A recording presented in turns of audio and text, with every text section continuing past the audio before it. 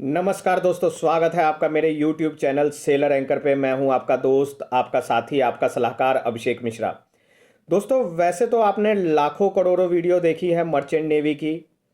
And बहुत सारे मतलब अच्छी अच्छी वीडियो अच्छी क्वालिटी में देखी होगी। लेकिन आज मैं आपको A to Z एक्सप्लेन करूंगा। अगर आपने ये वीडियो अच्छे से देख ली तो आपको कहीं जाने की ज़रूरत नहीं है। मैं इसमें सबके बारे में एक्सप्लेन करूंगा। 10th के बाद कौन सा कोर्स होता है, 12th के बाद कौन सा कोर्स होता है, ग्रेजुएशन के बाद कौन सा कोर्स होता है। एंड वीडियो बहुत अच्छी है। जो ज़रूरतमंद है, जो विद्यार्थी जो पढ़ना चाहते हैं, आगे बढ़ना चाहते हैं, अपनी ज़िंदगी में कुछ करना चाहते हैं, अपने लिए ना सही अपने पेरेंट्स के लिए करना चाहते हैं, प्लीज़ उनको शेयर कर दीजिएगा ताकि किसी का भला हो सके। जिनको मैं इसमें A to Z एक्सप्लेन करूंगा कि 12th के बाद क्या करना है, 10th के बाद क्या करना है और ग्रेजुएशन के बारे में क्या करना है। मैं वीडियो को ज़्यादा लंबा भी नहीं खींचूंगा, क्योंकि अगर लंबा मुझे क्या है, आपको मेरे चैनल पे ज़्यादा देर रखना है ऐसा मेरा एम नहीं है। माई एम ये है कि मैं अच्छी इन्फॉर्मेशन आप तक दे सकूं, जिससे कि आपको दूसरी जगह जाना ना पड़े। मतलब आप गलत जगह ना फंसो, किसी ऐसे गलत चक्कर में ना फंसो जिससे आपका पैसा वेस्ट हो, टाइम वेस्ट हो। तो वीडियो की शुरुआत करते हैं। सबसे पहले मैं डीएनएस कोर्स के बारे में बात करूंगा। डीएनएस कोर्स, अब डीएनएस कोर्स क्या है इसको अच्छे से समझ ले। ये diploma in nautical science course है, diploma in nautical science which is leading to BSc nautical science. अब बीएससी नॉटिकल साइंस की इसमें आपको डिग्री मिलती है। तो इसके नाम पे मत जाओ, नाम से ये डीएनएस है, डिप्लोमा इन नॉटिकल साइंस। तो आप सोचोगे कि भैया बीएससी नहीं मिलेगी। बीएससी मिलेगी, लेकिन उसके लिए भी कुछ क्राइटेरिया है। वो कब मिलेगी वो भी मैं आपको बता देता हूं। तो डीएनएस कोर्स 12th के बाद होता है, सबको पता है। मतलब आप लोगों को तो पता ही है, बट ऐसे कई लोग हैं जिनको पता नहीं है, बट आप लोगों को पता है। तो ये 12th के बाद ये कोर्स होता है, DNS course. And DNS course करने के लिए 12th में आपको अच्छी परसेंटेज चाहिए। मैं झूठ फरेब या कुछ ऐसे में झांसे में नहीं रखूंगा। कम से कम आप 70% लाओ, कम से कम, तब जाके कोई भी आपको अच्छी कंपनी लेगी। अब अच्छी कंपनीज क्या होती हैं? अच्छी कंपनी होती है जैसे एमएससी हो गई, Mediterranean shipping corporation, Anglo eastern हो गया, शिपिंग कॉरपोरेशन ऑफ इंडिया हो गई, ग्रेट ईस्टर्न शिप मैनेजमेंट हो गया। उसके बाद जो भी हैं बड़ी बड़ी कंपनीज हैं जिनके पास कई सारे शिप्स हैं, जिनके पास मल्टी टाइप मतलब डिफरेंट डिफरेंट टाइप के शिप्स हैं। जैसे बल्क कैरियर हो गया, कंटेनर हो गया, टैंकर हो गया, ये डिफरेंट काइंड ऑफ वेसल्स होते हैं। ये अच्छी कंपनीज होती है। इन कंपनी से अगर आप स्पॉन्सर्ड हो तो आपका फ्यूचर ब्राइट है, मैं फ्रैंकली बता रहा हूं। लेकिन अगर आप किसी गलत बंदे के हाथ लग गए, आपको बोलेगा कि भाई आप एज अ कैडेट, आपको कैडेट की यूनिफॉर्म दे रहा है पर छोटी मोटी कंपनी भेज रहा है, तो फ्यूचर में आपको बहुत दिक्कत का सामना करना पड़ सकता है। इसके लिए मेरी आपसे रिक्वेस्ट है, 12th में मेहनत करिए। इससे बैक टू बैक मैं दूसरी वीडियो डाल रहा हूँ। 12th में के बाद आप ये ज्वाइन कर सकते हैं। इसके लिए साइंस चाहिए, साइंस चाहिए, फिजिक्स, केमिस्ट्री, मैथ्स, इंग्लिश, ये 4 सब्जेक्ट का होना कंपलसरी है। फिजिक्स, केमिस्ट्री, मैथ्स में इंडिविजुअल मार्क्स होने चाहिए। ऐसा नहीं है कि आपके फिजिक्स और केमिस्ट्री में 97 98 हैं और मैथ्स में रह गए 58, तो नहीं होगा भाई। 60 इंडिविजुअल चाहिए। बट मैं क्या कहूँगा, 60 तो एक जस्ट इन्होंने क्रिटेरिया बनाया। अब कोई भी कंपनी आपको क्यों लेगी 60, जब उसको 80% वाला लड़का मिल रहा है, 90% वाला मिल रहा है। आप खुद सोचो ना, आपकी खुद कंपनी होगी तो आप क्यों उनको लोगे? तो इसका ये क्रिटेरिया है। तो उसके बाद आपको क्या करना है, अब ये ध्यान से सुन लो, ये बहुत इंपॉर्टेंट है। ये नहीं कि आपने 12th कर ली उसके बाद डायरेक्ट जाके एडमिशन लिया, नहीं। आपको 2 एग्जाम देने पड़ेंगे। एक आईएमयू सीटी का, ठीक है। आईएमयू सीटी के बाद भी नहीं लेना है। अगर आईएमयू सीटी में भी आपकी अच्छी रैंक हो गई, उसके बाद आप सोचोगे कि डायरेक्ट एडमिशन ले लूं, नहीं। उसके बाद कंपनी का स्पॉन्सरशिप का एग्जाम देना, उससे पहले भी दे सकते हो। ये दोनों एग्जाम देने के बाद आप जब स्पॉन्सर्ड हो जाओगे तो कंपनी आपको इंस्टीट्यूट में भेजेगी। अभी जैसे एमएससी कंपनी है, मान लो एमएससी ने आपको स्पॉन्सरशिप दे दी, तो वो आपको आईएमआई में भेजेगी, जो ग्रेटर नोएडा में इंस्टीट्यूट है। वहीं से मैंने भी प्रीसी ट्रेनिंग करी है। तो हर कंपनी ने अपने अलग अलग इंस्टीट्यूट बनाए हुए हैं। बर्नाल शुल्टे का अलग है, ग्रेट ईस्टर्न का अलग है। सब कंपनी ने अपने अपने इंस्टीट्यूट सेलेक्ट किए हुए हैं। तो आप डोंट वरी अबाउट इंस्टीट्यूट, आपको मेन चीज देखना है कंपनी और आईएमयू सिटी। तो ये तो मैंने शॉर्ट में बता दिया। अब उनको उनका क्या मतलब जॉब स्कोप क्या होगा, तो एज अ डेक कैडेट आप जाओगे। डेक कैडेट के बाद आप 18 मंथ्स करने के बाद, जब आप 18 मंथ सक्सेसफुली कर लेते हो, आप सेकंड मेट का एग्जाम देने के बाद आपका डीएलपी कंप्लीट है, सेकंड मेट का सीओसी है, तो आपको बीएससी नॉटिकल साइंस की डिग्री मिल जाएगी। मैंने भी ये कोर्स किया है और मेरे पास डिग्री पड़ी हुई है। इस बेस पे आप कोई भी गवर्नमेंट का एग्जाम दे सकते हो, यूपीएससी दे सकते हो, any exam you can give, ये आपके इक्विवेलेंट टू बीएससी है, ठीक है। और इसका ये है फिर सेकेंड मिड के बाद आप चीफ ऑफिसर और कैप्टन इसमें आराम से बन सकते हैं।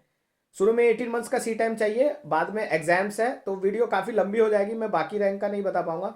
तो ये मैंने डीएनएस का इन शॉर्ट में बता दिया। अगला कोर्स है बीएससी नॉटिकल साइंस। उसमें क्या है, आपको 3 साल कॉलेज में पढ़ना है। इसमें तो 1 साल कॉलेज में पढ़ना था, उसमें 3 साल कॉलेज पढ़ना है, तो फीस आपकी 3 टाइम्स ज्यादा हो जाएगी। अगर इसमें आपके 6 लाख या 7 लाख लगते हैं तो उसमें 17 या 18 लाख ऐसा कुछ लगेगा। एंड उसमें सी टाइम थोड़ा कम हो जाता है। तो मैं प्रीफर करूंगा कि भाई आप डीएनएस ही करो, बीएससी नॉटिकल साइंस। डायरेक्ट वाला बीएससी नॉटिकल साइंस मत करो, क्योंकि टाइम भी ज़्यादा लग जाएगा और आपके पैसे भी ज़्यादा लग जाएंगे। तो ये हो गया, 2 कोर्स मैंने आपको बता दिए।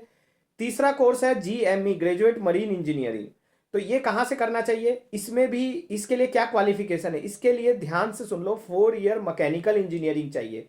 अब कई बंदे भाई वो इलेक्ट्रिकल इंजीनियरिंग किए होते हैं, वो बोलते हैं सर हमें जीएमई कोर्स ज्वाइन करना है, क्या हम कर सकते हैं? तो सीधा सा आंसर है कि भाई भैया आप नहीं कर सकते हो। इसके लिए आपको ग्रेजुएट मरीन इंजीनियरिंग के लिए आपको क्या होना चाहिए, मैकेनिकल इंजीनियरिंग। मेरे मुंह से कई बार ग्रेजुएट मैकेनिकल इंजीनियरिंग भी निकल जाता है वीडियो में, चलो that is another story, leave it.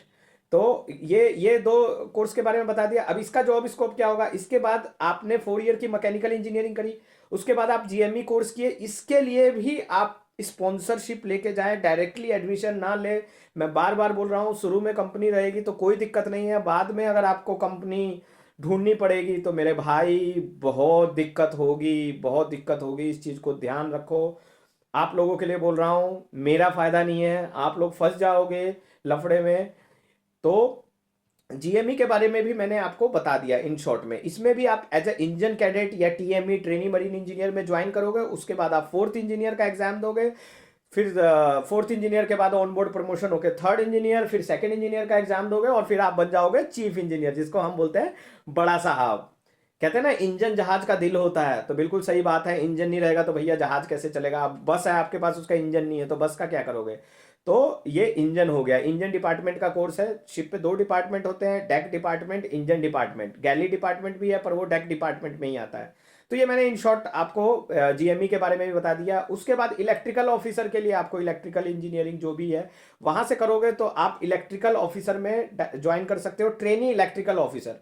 आप जाओगे ट्रेनी इलेक्ट्रिकल ऑफिसर में, उसके बाद सीओसी निकालनी पड़ेगी आपको, तो आप मेन इलेक्ट्रिकल ऑफिसर में जाओगे। किसी ने पूछा था सर इलेक्ट्रिकल ऑफिसर की सैलरी क्या होती है, तो उसकी भी अच्छी खासी सैलरी होती है भैया। 3 से 4 लाख रुपए आराम से वो कमा लेता है, 5 लाख भी कमा लेता है। डिपेंड करता है आप कौन सी कंपनी में हो, कितने साल हो गए, ये सारा कुछ डिपेंड करता है। तो मैंने इलेक्ट्रिकल ऑफिसर का भी आपको क्लियरली बता दिया। अब बात करते हैं हमारे जो बेचारे 10th वाले पास होते हैं, जीपी रेटिंग कोर्स, वो सबसे मतलब अहम है। मैं उस पर फोकस डाल रहा हूँ क्योंकि ये जो हमारे बच्चे होते हैं जीपी रेटिंग वाले, जो हमारे भाई लोग हैं, जो बंधु लोग हैं, हमारे मित्र हैं, प्रिय मित्र हैं, ये बेचारे सबसे ज्यादा गुमराह हो जाते हैं क्योंकि ना तो इनको गाइडेंस होती है, उम्र कम होती है, 10th बेस पे किए होते हैं, उतने पढ़े लिखे भी नहीं होते हैं। मतलब 10th बेस क्या ही होती है यार, कुछ नहीं होती है। और फिर ये गलत उसमें आके, गलत लोगों के मैसेज में आके, गलत लोगों के झांसे में आके इनसे गलतियां हो जाती है। तो उनके लिए मैं ये कहना चाहूंगा, जो ये 10th बेस वाले कोर्स हैं, भैया देखो आप सबसे पहले इसमें इंपॉर्टेंट है कि आपको अपनी जॉब मतलब पता होना चाहिए कि आपको करना क्या है। इसमें भी आप 1 से 1.25 लाख या 1.5 लाख रुपए तक आप सैलरी अर्न करोगे, तो मेहनत है, इसमें बहुत मेहनत है। 9 महीने का कॉन्ट्रैक्ट होता है और इसके लिए भी आपको जॉब ढूंढने के लिए शुरू में बहुत दिक्कत होती है। इसलिए मैं उनको बार बार कहता हूं कि टीएस रहमान से अगर करोगे तो वहां पे कंपनीज आती है, आपको डेफिनेटली मतलब 80 to 90% चांस है, अगर आपने अच्छा परफॉर्म किया तो आपको कंपनी मिल जाएगी। ग्रेट ईस्टर्न खुद एक कंपनी है, और नहीं करोगे तो ग्रेट ईस्टर्न खुद अपनी कंपनी में ले लेगी। तो नूसी हो गया, गवर्नमेंट का है, वहां से कर लो, फीस भी कम है, वहां पे भी कंपनीज आती है।